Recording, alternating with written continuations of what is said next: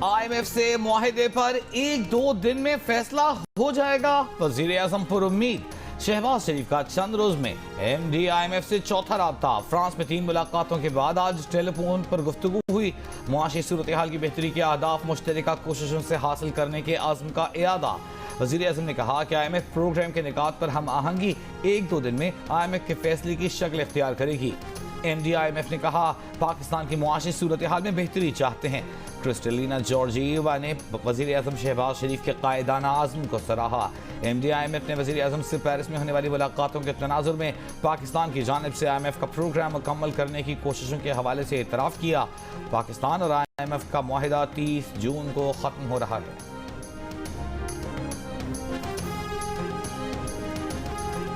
मक्का मुकरमा में लाखों आज़मीन हज का रुकन आज़म वकूफ़ अरफा कर रहे हैं। मस्जिद निमरा में खुतबा हज देते हुए शेख डॉक्टर यूसुफ बिन मोहम्मद ने कहा कि मुसलमानों का आपस में मिलकर रहना ज़रूरी है। मिलकर रहने में रहमत और अलग होने में मुसीबत है। तफरका और ऐसी हर चीज़ जिससे मुसलमानों का इत्तेहाद टूटे उससे दूर रहने का हुक्म है। इख्तिलाफ की सूरत में कुरान और सुन्नत से रुजू करने का हुक्म दिया गया है। झगड़ा करने वालों को समझाया जाए किसी अरबी को अजमी पर और किसी अजमी को अरबी पर फजीलत हासिल नहीं है। जिस तरह इस महीने की हुर्मत है उसी तरह हर मुसलमान की जान और माल की भी हुर्मत है। इत्तफाक पैदा करना माशरे, ख़ानदान और हर फर्द की जिम्मेदारी है। वालिदैन, मियाँ बीवी और बच्चों के हुकूक को अल्लाह ने वाज़े कर दिया है। आज़मीन की ज़ोहर और असर की नमाज की एक साथ अदायगी। आज़मीन हज गुरूब आफ्ताब तक वकूफ़ अरफा करेंगे। गुरूब आफ्ताब के बाद मुज़दलिफ़ा रवाना होंगे जहाँ मगरिब और इशा की नमाज एक साथ अदा करेंगे। हुज्जाज आज रात मुज़दलिफ़ा में ही क़याम करेंगे। फौजी अदालतों में सिविलियन ट्रायल से मुतालिक दरखास्तों की समाअत के लिए फुल कोर्ट बनाया जाए। चीफ जस्टिस बेंच की तश्कील के मामले पर दोबारा और फौरी गौर करें। आज की समाअत के तहरीरी हुक्मनामे में जस्टिस याह्या आफरीदी का इजाफी नोट। जस्टिस याह्या आफरीदी ने लिखा मौजूदा हालात में नागुज़ीर और संजीदा मामला बेंच के अपने मेंबरान के एतराज़ात का है। सीनियर तरीन जज का बेंच पर एतराज़ का नोट अब पब्लिक हो चुका। बेंच पर सियासी चहमगोइयां हो रही हैं। फुल कोर्ट के बगैर आने वाला फैसले से इसकी वक़्त और कद्र कम होगी।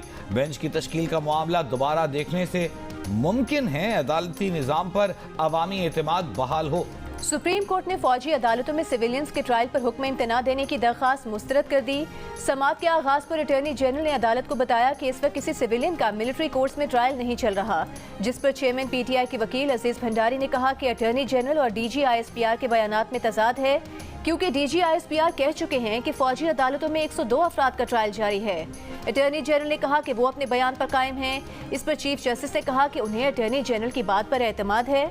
चेयरमैन PTI के वकील ने अपने दलाइल में कहा कि 21वीं आईनी तरमीम में ये उसूल तय किया जा चुका कि सिविलियंस की फौजी अदालतों में ट्रायल के लिए आईनी तरमीम ज़रूरी है, जिस पर जस्टिस मुनीब अख्तर ने कहा कि अगर जंगी हालात ना हो तो सिविलियंस की फौजी अदालतों में ट्रायल के लिए आईनी तरमीम दरकार होगी। अटॉर्नी जनरल ने फौज की तहवील में मौजूद 102 अफराद की तफसीलात सुप्रीम कोर्ट में जमा करा दी। चीफ जस्टिस ने अटॉर्नी जनरल से कहा इन 102 अफराद की फहरिस्त पब्लिक की जाए ताकि इनके अहल खाना को ईद पर पता हो कि वो कहाँ हैं। अटॉर्नी जनरल ने अदालत से फौज की तहवील में मौजूद मुल्ज़िमान की फहरिस्त पब्लिक न करने की इस्तदा करते हुए कहा कि वो इस मामले पर हिदायत लेने के बाद अदालत को आगाह करेंगे। एतजाज अहसन के वकील लतीफ़ खोसा ने कहा समझ नहीं आता अटॉर्नी जनरल गिरफ्तार अफराद के नाम पब्लिक करने से गुरेज़ां क्यों हैं। ICGA की रिपोर्ट के मुताबिक मिलिट्री ट्रायल में तो सजाए मौत भी है, जिस पर अटॉर्नी जनरल ने कहा इन केसेस में सजाए मौत नहीं है और ये तमाम अफराद अभी ज़ेर तफ्तीश हैं। जस्टिस मुज़ाहिर अली नकवी ने सवाल किया क्या चार्ज फ्रेम हो गया।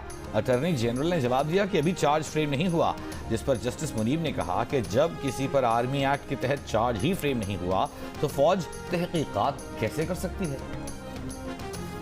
पाक भारत टाकरा 15 अक्टूबर को अहमदाबाद में होगा। क्रिकेट वर्ल्ड कप के शेड्यूल का ऐलान कर दिया गया। कौमी टीम पहला मैच 6 अक्टूबर को क्वालिफायर 1 के खिलाफ हैदराबाद दक्कन में खेलेगी। वर्ल्ड कप में हर टीम 9 मैचेस खेलेगी। पाकिस्तान का ऑस्ट्रेलिया से 20 अक्टूबर को बेंगलुरु में टाकरा हुआ।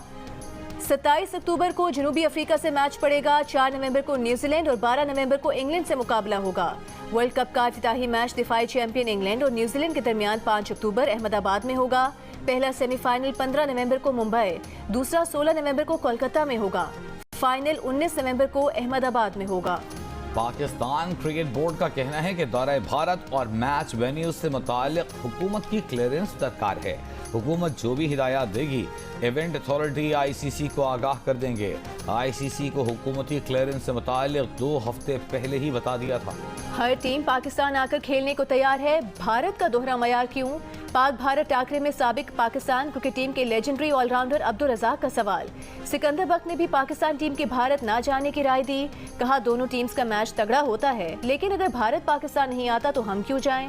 سابق بھارتی کرکٹر کپل دیو کا سیاسی پالیسیز کے سامنے بے بسی کا اظہار، کہا حکومتی پالیسیز کے معاملات میں ہمارا کردار نہیں، لیکن اگر بھارتی حکومت کہہ دے تو کوئی کھلاڑی پاکستان جانے کے لیے منع نہیں کر سکتا۔ کپل دیو نے کہا کہ امید کرتے ہیں دونوں ٹیم سرحد پار آ کر کھیل سکیں۔ لیجنڈری کرکٹر نے پاکستانی ٹیم کو بھارت آنے کی دعوت بھی دی۔ بلوچستان ہائی کورٹ کے بعد لاہور ہائی کورٹ اور پشاور ہائی کورٹ نے بھی چیئرمین پی سی بی کے انتخابات روکتے ہوئے حکم امتناع جاری کر دیا۔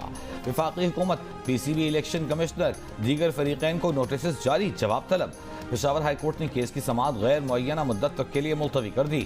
پاکستان کرکٹ بورڈ کے امور الیکشن کمشنر کے حوالے کرنے کا نوٹیفیکیشن۔ اسلام آباد ہائی کورٹ نے بھی چیلنج، درخواست قابل سماعت قرار۔ وفاق اور فریقین کو نوٹسز جاری۔ پی سی بی چیئرمین کے الیکشن آج ہونا تھے۔ چند روز پہلے ہی پیپلز پارٹی نے ذکا اشرف کو چیئرمین پی سی بی بنانے کا مطالبہ کیا تھا، جس کے بعد نجم سیٹھی نے چیئرمین پی سی بی کی دوڑ سے دستبردار ہونے کا اعلان کیا تھا۔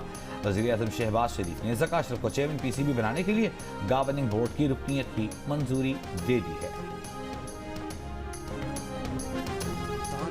9 مئی اس وقت تک انصاف کا منتظر رہے گا جب تک اس کے منصوبہ سازوں اور سہولت کاروں کو کیفر کردار تک نہیں پہنچایا جائے۔ اگر ایسا نہیں ہوگا تو کل کوئی اور سیاسی گروہ اپنے مذموم مقاصد کے لیے اس واقعے کو دہرائے گا، اور اگر ایسا نہیں ہوگا تو ہر فرد کی جان، مال اور آبرو کے تحفظ پر ایک سوالیہ نشان رہے گا۔ ہمیں یہ بھی معلوم ہونا چاہیے کہ اس کے علاوہ اس کا کوئی حل نہیں کہ ہم ان منصوبہ سازوں کو پہچانے اور ان کو کیفر کردار تک پہنچائیں۔ D G I S P R major general Ahmed Sharif کا کہنا ہے کہ توقع نہیں تھی کہ ایک سیاسی جماعت اپنے لوگوں کو فوج پر حملوں پر اکسائے گی۔